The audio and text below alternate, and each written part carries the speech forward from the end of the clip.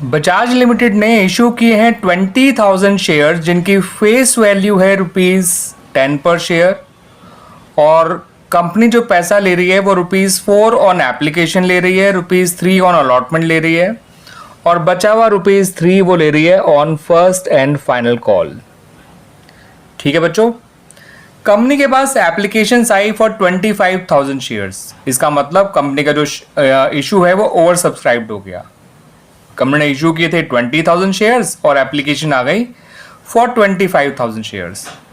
अब कंपनी ने ये डिसाइड किया कि इन सभी शेयर्स को, यानी इन 20,000 शेयर्स को जो इन्होंने इशू किए थे, वो प्रोराटा बेसिस पे सभी को अलॉट कर दिए जाएंगे। ठीक है बच्चों, यानी इन 25,000 शेयर्स मांगने वालों को 20,000 शेयर्स दे दिए जाएंगे ऑन प्रो रेटा बेसिस।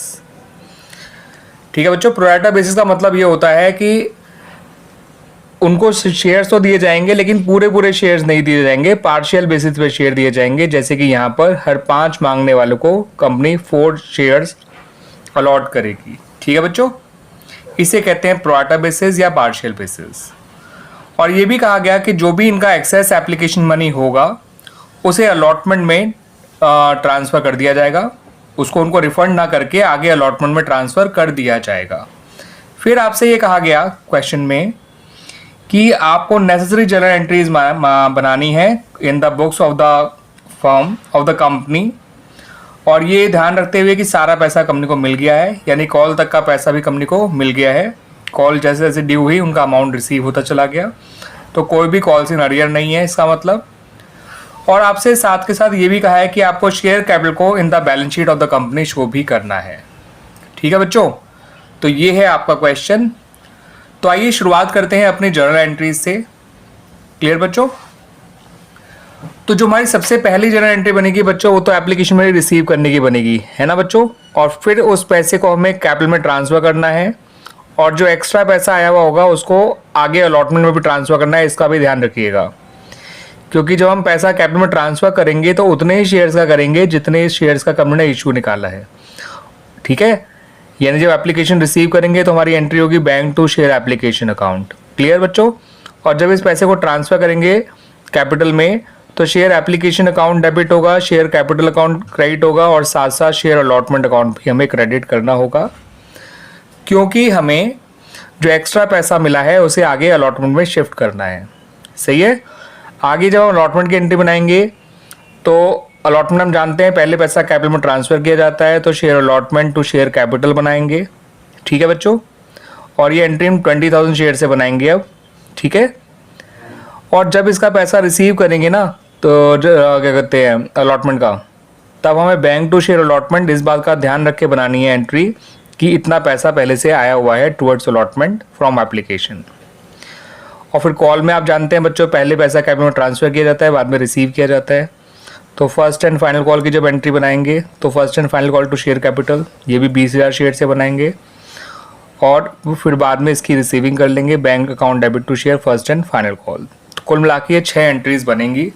ये मैंने उसका आपको हल्का सा आइडिया दे दिया है। अब मैं आपको ये पूरी एंट्रीज करके दिखा रहा हूँ बच्चों। ठीक है बच्चों? जो एप्लीकेशन की एंट्री बनाई जाएगी पहली वाली एप्लीकेशन में रिसीव करने की, तो वो जितनी एप्लीकेशंस आई हैं यानी कि 25,000 उससे बनाई जाएगी। ठीक है बच्चों? तो bank account debit to shares application account आप लोग पूरा लिखिएगा बच्चों। सही है बच्चों? और इसमें अमाउंट आएगा 25,000 इंटू जितने का एप्लीकेशन मनी था ₹4, तो 25,000 इंटू 4 यानी कि ₹1 लाख से बनाई जाएगी।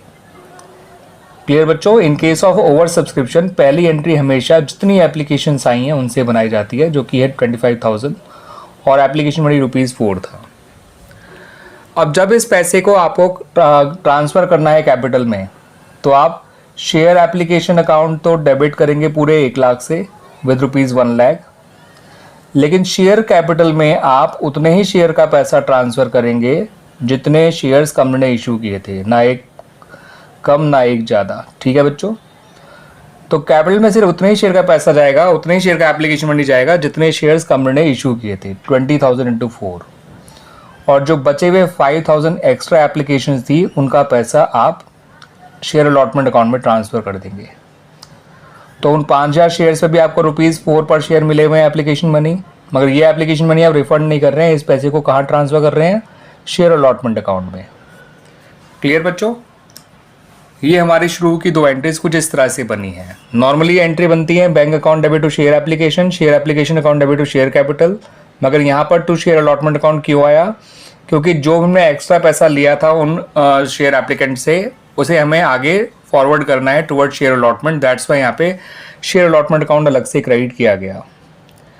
अब आप शेयर अलॉटमेंट की एंट्री बनाएंगे। आप जानते हैं शेयर अलॉटमेंट में पहले पैसा ड्यू किया जाता है, देन उस पैसे को रिसीव किया जाता है। तो जब आप शेयर अलॉटमेंट ड्यू कराएंगे तो उतने ही शेयर से कराएंगे जितने शेयर कंपनी ने इशू किए थे, और अलॉटमेंट है ₹3 पर शेयर।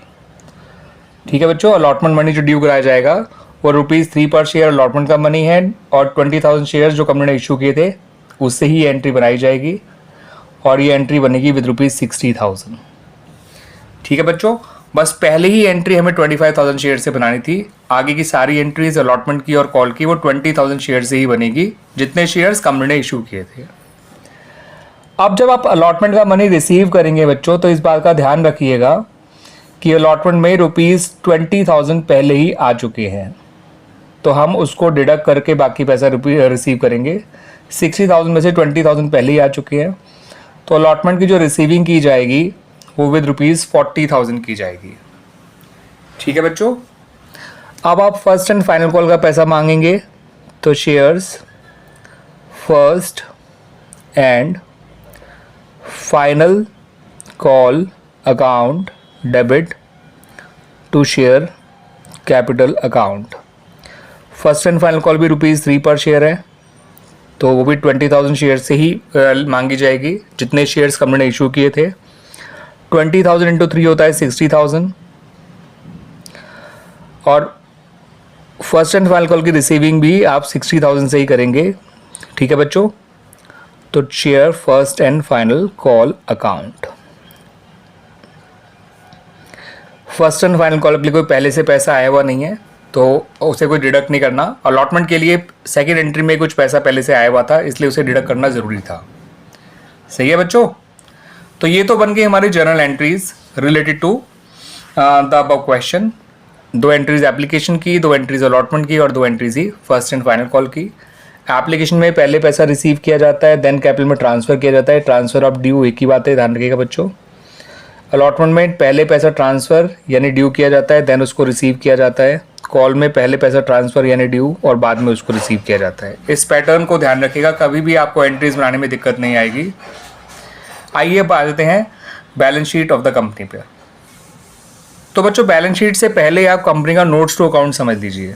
तो जब आप नोट्स टू अकाउंट बनाएंगे ऑफ शेयर कैपिटल, तो शेयर कैपिटल के नोट्स टू अकाउंट में हमेशा पहले ऑथराइज कैपिटल शो की जाती है, फिर issued capital, finally subscribe capital show की जाती है। हमेशा ध्यान रखिएगा, ये एक स्टैंडर्ड फॉर्मेट है शेयर कैपिटल के नोट्स टू अकाउंट का। अब इस क्वेश्चन में हमें ऑथराइज नंबर ऑफ शेयर्स नहीं दे रखे थे, तो यहाँ पे आप ब्लैंक छोड़ दीजिए और लिखिए इतने शेयर्स, ठीक है बच्चों, ऑफ रुपीज़, शेयर था ₹10 का ईच, और अमाउंट वाले कॉलम में भी आप ब्लैंक छोड़ेंगे क्योंकि आपको नहीं पता कि नंबर ऑफ शेयर कितने हैं। इशूड कैपिटल आपको पता है 20,000 है, 20,000 शेयर्स ऑफ ₹10 ईच, ये हो जाएगा ₹2 लाख। इशूड का टोटल यहीं रह जाता है, वो बैलेंस शीट में नहीं जाता है बच्चों। फिर आप आएंगे सब्सक्राइब कैपिटल पे। तो सब्सक्राइब कैपिटल में आपको लिखना है subscribe and fully paid. Subscribe capital further 2 तरह की होती है, subscribe and fully paid, subscribe but not fully paid. मगर यहाँ पर हम जानते हैं कि कंपनी ने सारा पैसा मांग भी लिया था और सारा पैसा कंपनी को मिल भी गया था। और एक बात और ध्यान रखिएगा, यहाँ पर सब्सक्राइब कैपिटल में 20,000 शेयर ही लिखे जाएंगे।